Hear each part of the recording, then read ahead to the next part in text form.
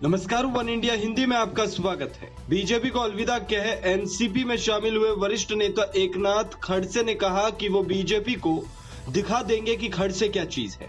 उन्होंने कहा कि जितनी निष्ठा के साथ उन्होंने बीजेपी के लिए काम किया था, उतनी ही निष्ठा से अब वो एनसीपी के लिए काम करेंगे। उन्होंने कहा कि वो दुगनी क्षमता से अब एनसीपी के विस्तार के लिए काम करेंगे। इतना ही नहीं, एकनाथ खड़से ने यह भी कहा कि कई लोग बीजेपी छोड़ना चाहते हैं, लेकिन उन्हें यह कहकर रोक लिया जाता है कि महाराष्ट्र सरकार गिरने वाली है। देखिए, जहाँ भी कोई पार्टी में जाते हैं तो प्रायोरिटी एक तो दोनों बातें हैं, यहाँ संगठन है और सरकार है। और संगठन में काम करना है तो संगठन बढ़ाने के लिए कोशिश करेंगे, और सरकार का जो है तो विकास के लिए सरकार को उपयोग करने की कोशिश करेंगे। सरकार को हम ज़्यादातर हमारी प्रायोरिटी जो है कि डेवलपमेंट होना चाहिए, हमारे एरिया की डेवलपमेंट होना चाहिए। उसे सरकार की मदद के सिवा ऐसी डेवलपमेंट नहीं हो सकती।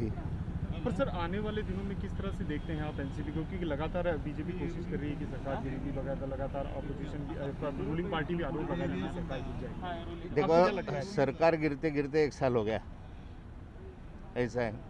भारतीय जनता पार्टी से कई लोग बाहर जाना चाहते हैं, उनको रुकवाने के लिए बार बार ये कहा जाता है कि सरकार गिर रही है, सरकार गिर रही है। सरकार गिरती होती नहीं। तो अभी क्या लगता है आपको, कौन कौन नेता जो बीजेपी के हैं जो आपके संपर्क में है सर? देखो आगे खड़से ने कहा कि एनसीपी के प्रदेश अध्यक्ष जयंत पाटिल ने उनसे कहा कि अगर आप एनसीपी में शामिल हुए तो वो आपके पीछे ईडी लगा देंगे।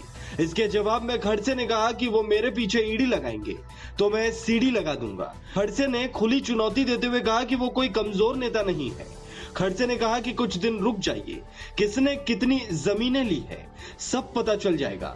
उन्होंने कहा कि मैं किसी के खिलाफ बदले की कार्रवाई नहीं करूंगा, लेकिन जो दोषी है उसे सजा दिलाकर रहूंगा।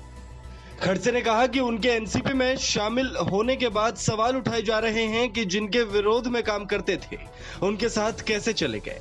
खड़से ने कहा कि एनसीपी का विरोध मैं विपक्ष के नेता के तौर पर करता था, लेकिन मैंने कभी भी राजनीति में किसी का व्यक्तिगत विरोध नहीं किया।